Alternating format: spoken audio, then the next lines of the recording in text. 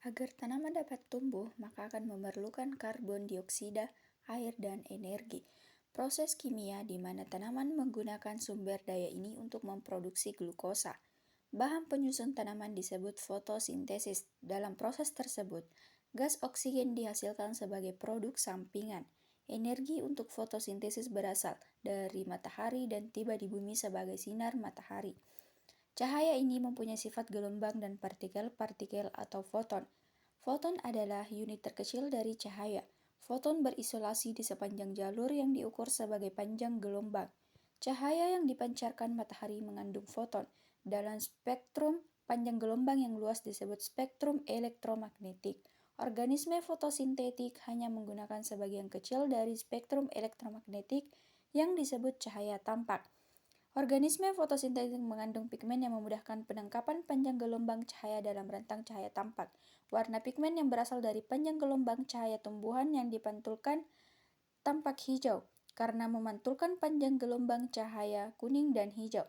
Panjang gelombang cahaya merah dan biru diserap oleh pigmen-pigmen ini dan menyediakan energi yang digunakan untuk fotosintesis.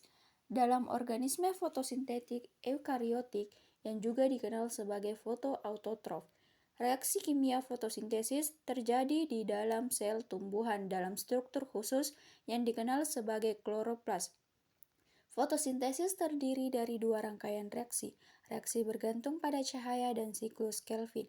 Dalam kloroplas terdapat struktur seperti cakram kecil yang disebut tilakoid yang dikelilingi oleh ruang berisi cairan yang disebut stroma. Stroma yaitu reaksi yang mensintesis glukosa. Siklus Kelvin terjadi di stroma, reaksi yang bergantung pada cahaya di tilakoid.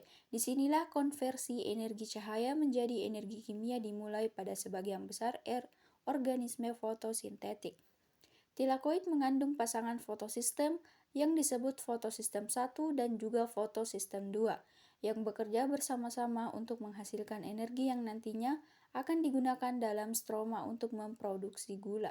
Fotosistem tilakoid terdiri dari jaringan molekul pigmen, aksesori, dan klorofil molekul yang menyerap foton cahaya. Di dalam molekul pigmen, energi cahaya yang diserap mengeksitasi elektron ke tingkat yang lebih tinggi. Fotosistem akan menyalurkan energi eksitasi yang dikumpulkan oleh molekul pigmen ke pusat reaksi molekul klorofil yang kemudian akan meneruskan elektron ke serangkaian protein yang terletak pada membran tilakoid. Foton cahaya menumpuk fotosintesis 1 dan 2 secara bersamaan. Kita akan mengkaji apa yang terjadi dengan fotosistem yang menumbuk foton 2. Pertama-tama, elektron yang diberi energi dilewatkan dari pusat reaksi fotosintesis 2 ke rantai transport elektron. Elektron yang hilang arah fotosintesis 2 digantikan oleh proses yang disebut fotolisis yang melibatkan oksidasi molekul air yang menghasilkan elektron bebas dan gas oksigen sementara. Gas oksigen ini merupakan produk sampingan dari fotosintesis yang merupakan masukan penting pada jalur respirasi sel. Saat elektron melewati rantai transport elektron, energi dari elektron digunakan untuk memompa ion hidrogen dari stroma ke tilakoid, sehingga menciptakan gradien konsentrasi. Gradien ini memberi kekuatan pada protein yang disebut ATP sintase yang memfosforilasi ADP untuk membentuk ATP. Elektron berenergi rendah yang meninggalkan fotosistem 2 dipindahkan ke fotosistem 1. Di dalam fotosistem 1, elektron berenergi rendah diberi energi kembali dan dilewatkan melalui rantai transport elektron, di mana elektron tersebut digunakan untuk mereduksi pembawa elektron NADP+ menjadi NADPH. Ketika kloroplas menerima suplai foton yang tetap, molekul NADPH dan ATP dengan cepat disediakan untuk jalur metabolisme di stroma. Oleh karena itu, bentuk ATP dan NADPH selama reaksi bergantung cahaya digunakan di stroma untuk memicu reaksi siklus Kelvin. Siklus Kelvin terjadi dari serangkaian reaksi yang mereduksi karbon dioksida menghasilkan karbohidrat gliseraldehyde 3-fosfat.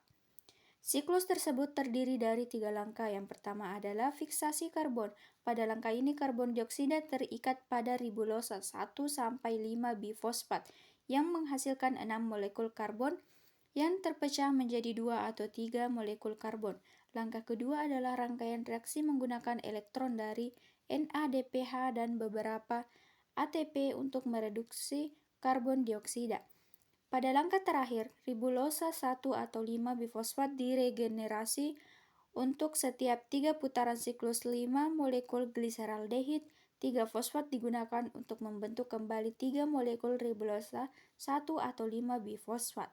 Sisa gliseraldehid 3 fosfat kemudian digunakan untuk membuat asam lemak glukosa atau gliserol. Dibutuhkan 2 molekul gliseraldehid dan 3 gliseraldehid 3 fosfat untuk membuat 1 molekul glukosa fosfat sehingga diperoleh siklus Calvin. Siklus Calvin harus berjalan 6 kali untuk menghasilkan 1 molekul glukosa.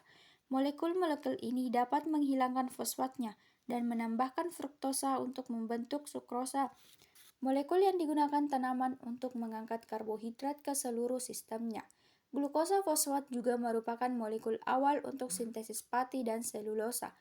Tanaman menghasilkan gula untuk digunakan sebagai glukosa, penyimpan dan komponen struktural untuk kepentingan sendiri, dengan memanfaatkan energi matahari bersama dengan air dan karbon dioksida. Tanaman bertindak sebagai pabrik glukosa. Organisme fotosintetik adalah produsen utama glukosa di planet ini. Tanaman juga memproduksi gas oksigen sebagai produk sampingan dan dengan demikian berfungsi sebagai landasan kehidupan yang menyediakan makanan dan oksigen bagi rantai makanan yang kompleks baik di darat maupun di lautan.